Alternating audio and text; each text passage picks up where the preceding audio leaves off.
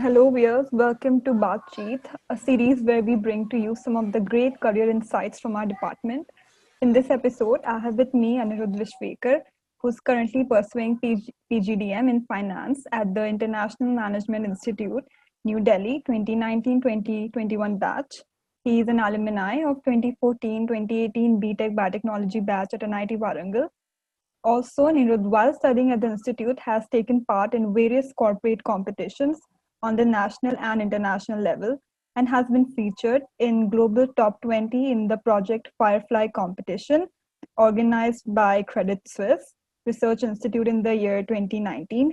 He has been semi-finalist at the Pyramidal Design Thinking competition in 2019, has also been a national finalist at VGuard Big B Plan contest organized by VGuard, obviously, in 2019, and is currently serving as Secretary of Sports Club at IMI, New Delhi for the year 2021. So, woof, that's a lot of achievements, definitely.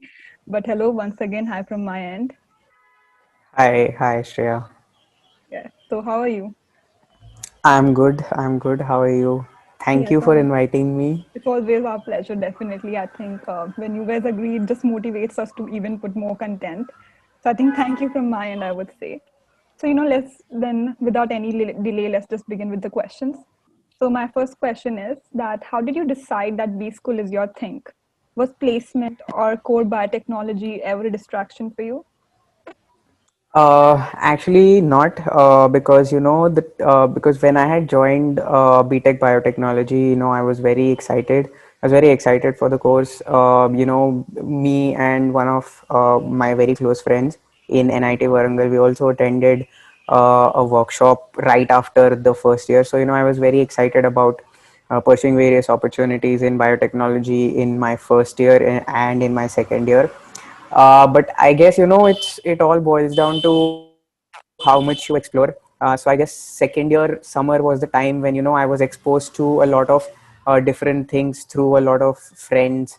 So started reading up on business. I started reading up on economics, and so that kind of appealed to me more than biotechnology. But then it wasn't a very I would say a rapid decision, but it gradually happened over time.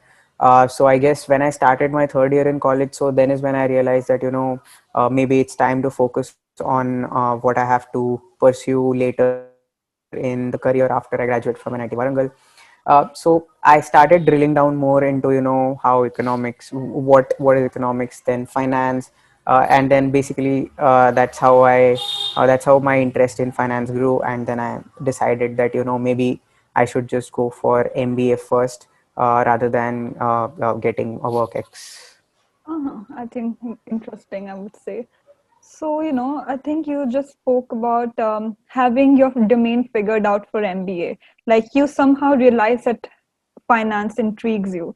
So, now my next Right. question is how important it is to know your domain you want to work in after MBA during during the interview processes in B schools. All right. I don't think it's of any consequence because no one during the B school interviews really expects you to know what exactly are you going to do once you become a PGDM in finance, or once you become a PGDM in marketing, because that's the whole motive of being there, that you want to learn what a manager does, what an MBA does. All right, but they do expect you to know a little bit about everything, a little bit about finance, a little bit about marketing, a little bit about operations, and all the other things that are there, because they really want to test you in terms of have you really figured it out? Do you know what you're going to do in the coming 2 years of your life? So I would say it is not important to know each and everything that you're getting into. Although if you have a background, then maybe it would be more important for you to explain that. But as I already was, I mean, had served the as the president of business school, Mm-hmm. business club at NIT Yes, Warangal. yes. So so there was a follow up question always Mm-hmm. in my interviews that what as the a B club member did you do in college. So I Mhm. always had to have an answer that we did these things, and then I learned these things. So basis that I know that this happens in this domain. So Mhm. I guess that is more important than figuring out what you want to do in college, because many of my friends in my B school, they came with a mindset of maybe doing a PGDM in finance or marketing, but then later they realized that their interests lie elsewhere. And I have seen a lot Mhm. of my friends switching to analytics, which is a very budding domain, and many of my friends switching to marketing, which is also a very interesting domain. So Yeah, I think doing your homework right is, I think, always the absolutely, necessity. So, now again, absolutely. moving to the third question for today. How good of an option MEM and MIM is to a conventional MBA degree? All right. So, actually, the MEM and MIM degrees are not very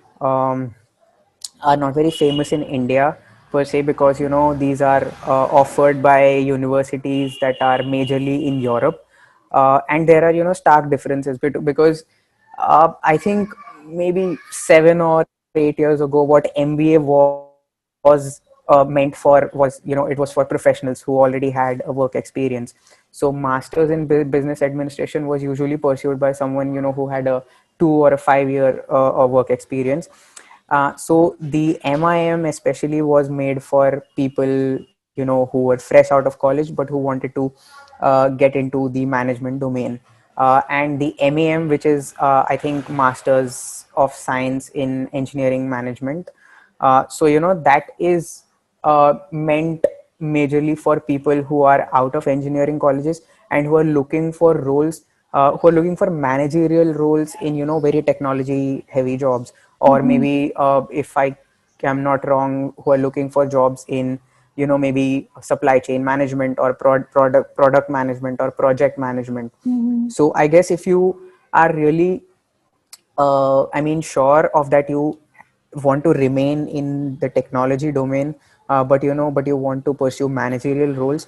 So I guess one should go for MEM roles, because with the amount of startups that we have, with the amount of the community that we have, the startup community. I guess many of software roles, they have to have these kind of capabilities to sort of become a product manager. And product manager is really becoming a very sought after profile in many of the startups. So that is all about, I think, MEM.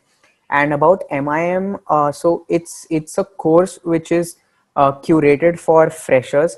And MBA and PGDM, they'll be more inclined towards a practical perspective of what you learn in the schools. But in MIM, one should really expect to have like more of a theoretical perspective, because it's curated for the freshers. So it is more to tell them what kind of things are that happen in the corporates and things like that. So I mean, I might not be 100% sure of what it is, because I've not been through it, and this is based on my limited Yeah. interactions with people that I know who have pursued that. So I think MIM is that, and MIM can be found in European countries. Mhm. But yeah, of course, the job prospects and all are good for, I mean, all the three types of management courses. Oh, okay, interesting. So, okay, now the next question is how effectively to study for CAT, GRE, or GMAT during, college years or for someone who's working? All right. So this it's kind of a very important question, and very interesting question, because now that I look back at my journey of preparation and going through all the stuff, so it's more about aptitude, all right. And for, I think, most of the viewers of this video on the social media, I mean, you guys are all you guys have all been through mathematics of the 12th class and all that stuff. And Mhm. it's just about logically connecting the dots everywhere, be it CAT, be it GMAT, or be it any other aptitude exam. So it really boils down to how much you have practiced during your preparation, and also a major factor is that, how do you perform on the D-Day, because that's very important. No matter how much effort have you put into preparation, but it's very important that you really perform on the D-Day. So I guess for students who are out there, I mean, just keep doing, dedicate a small slot, from your daytime, or from whatever, for how much ever time you study, and just try to accomplish a little bit every day, and a little bit every day adds up to a substantial amount in the long run.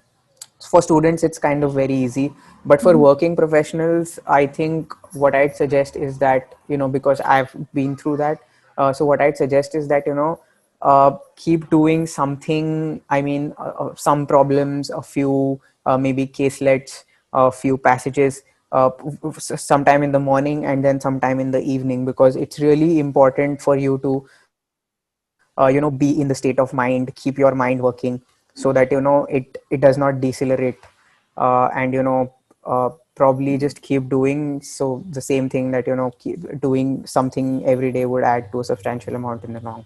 True, true. I think consistency is the definite, the Yeah, right way to and go I about. think, right, and I think it's not about how many or how much difficult problems you solve, but it's only about how consistently are you solving, and how consistently are you doing. So I think, yeah, that. True, true. So now, what was your preparation strategy in terms of sources, the classes you took, or certain pages that you were hooked onto for regular updates, on B schools and everything?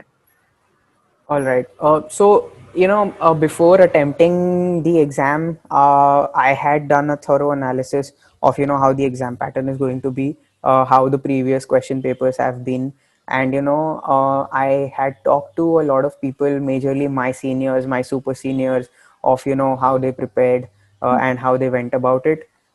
So, uh, I think what one should do is, like, they should know what their strengths and what their weaknesses are, and concentrate on working to working towards maybe making their strengths stronger, and focusing a little more on on the part that they are weaker in.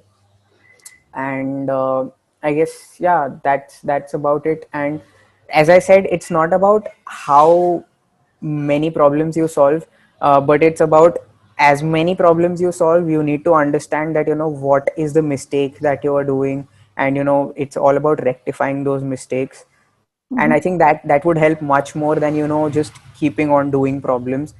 And in my case, what I did was that, I had a little idea of, I mean, I had purchased a few books to, start studying, but they really did not help that much, because, there are many books in the market, and, many are not representative of what exactly is there in the exams.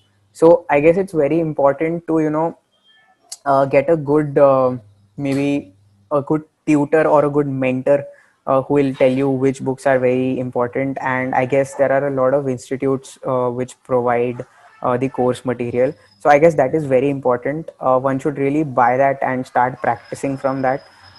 So that is there.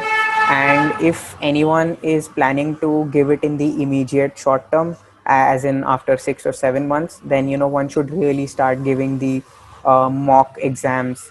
I mean, start giving the mock exams as soon as possible, because that really helps a lot in terms of maybe gauging how much time you're taking in what problem in what section, and that is very important. Okay, great. Another question that I have for you is how, is a degree in BTech Biotech and then MBA later sufficient for a successful managerial career in a biotech giant than a degree in MS and subsequently doing an MBA later? All right. So I'll answer this question in two parts. It's a really great question, and I'd really want to connect it to one of the sessions that I had attended in the bio network conclave Okay. that was held. Yeah. Yeah. So it's really important for one to figure out in what domain he or she has to work, after getting a management degree. So if one is a BTech biotech and then getting an MBA, so I mean, it would be great to work for consulting companies and work with them in the health sciences and wellness departments. For example, I mean, I have done my internship with a big four consultant company, and because of my background in biotech, I was assigned the team that works with those kind of companies. So Mm-hmm. having that kind of background really helps, because when you analyze the business environments, when you analyze companies, so you need to understand what sort of products they have, and so that knowledge really comes into play. But if you have a BTech biotech and then you get an MBA, so you can essentially work in any domain, not necessarily biotech. I mean, you can work in finance, you can work in project management, product management, anything. But when it comes to having a master's in biotech and then getting an MBA, so then it really depends on what kind of a role are you pursuing. Because if you have a master's in biotech, and if you have an MBA, so that is a really great combination for something in the senior management at the R&D level or Mm-hmm. at the product management level. So having a higher degree in biotech plus an MBA would be a great fit for for technical roles Mm-hmm. in pharmaceutical companies. So it really depends on what kind of roles are you looking for. Hmm. True, true. So now, another question that I have is, in your case, you did not have work experience. You went from studying at Warangal then to your B school. So, in your case, how should an ideal profile or an ideal resume should look like for a B school aspirant? Because many of us think that work experience often helps us on those brownie points. So, yeah. Sure. But again, there is this conception that work experience really helps, which it does. Mm-hmm. It gives you those, maybe the weighted average in most of the B schools. You will get like a table, there will be criteria and there will be weights assigned to it, and then they'll evaluate a score. So work experience does have a weight, and it is different Mm-hmm. for different colleges. But as I said, most of the engineering graduates, they either work in software firms or something related to that. Mm-hmm. And I don't think that B schools really like that, because there Mm. is a huge population from those, that technology sector, Mm. that goes into these business schools. And that's mostly because they're all bored of their jobs, and they're not really motivated to get a management degree. Mm. So what I'd say is that if you really want to get into a good business school right after the college, Mhm. it's really important to have a good CGPA. I mean, Mhm. we can all debate on CGPA uh, is not what your knowledge is and all that stuff. Mhm. But on paper, you really need to have a good CGPA. That really helps. And I mean, you'll have to go to your past. I mean, we cannot really do anything to change it, but again, 10th and 12th scores are really important, and if you have like an above 90 in both of them, Mhm. then I guess it's a 6, and then it's Mm. very easy for you to get shortlisted. But then also, apart from these, I mean, you really have to have the zeal to and you really have to know what you're getting into, because first thing is this is getting screened, and the Mhm. other thing is clearing the interview. And in the interview, there are a lot of questions that deal with the current macro environment, the current macroeconomic environment, the current political environment, and Mhm. things like that. Because I guess the managers all, they want to look intellectual, so Mm. they debate on all this stuff. So they really need you to have an opinion, Mhm. because that's what a B school is all about. You'll be exposed to 1,000 teams, literally 1,000 teams, 1,000 groups, in which you'll have to do countless case studies and put your opinion forward. And Mhm. they really want people who can prove to what their institution stands for. I mean, True. if it's a graduate from, say, the top business school in India, Mm-hmm. so they'll want the best candidate that they can get, so that the Mm-hmm. candidate represents the institute at various companies that he or she works for. So that's that. And I guess so, to summarize, a good CGPA, a Mm-hmm. good 10th 12th scores, and if you have experience, then if you're trying to get an experience, then get some relevant work experience. Mm-hmm. And I guess, yeah, that's it. And if you can really try to get an internship which is Mm-hmm. related to a management field, then that would Mm-hmm. be great, because you get talking points. So yeah. Very interesting. I think very insightful. So we are nearing the end, and the last question for today is: what has been your biggest learning from the journey at NIT Warangal to your current college, that is IMI Delhi?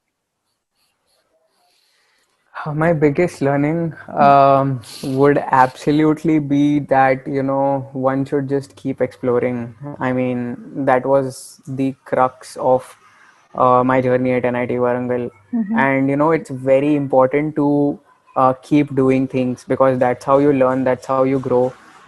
When I look back in 2014, when I joined NIT Warangal, I was a very different being. I was very introvert, and I mean, I didn't really know what I was capable of. But then the amount of people I met through various forums, such as tab, such as music club, such as business club, Mm-hmm. and the amount of learning that happens, when you interact in a peer group, when you do a lot of different things. So that is really great. And I would just say to people who are right now in college that, it is the time of your life, when you have a lot of independence, when you literally do not have a lot of stuff on your hand.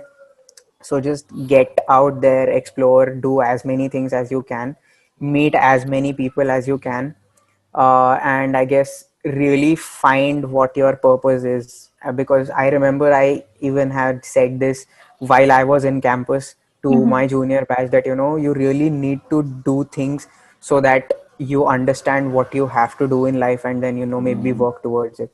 So I guess that's the biggest takeaway. And another takeaway would be that make very good friends in college, because that's very important. Because these are the like 4 years, and it's very rare that you will be at any institution for this long after that, because MBA will be 2 years, and MBA is so hectic that you don't even realize when the 2 years pass Mm-hmm. by.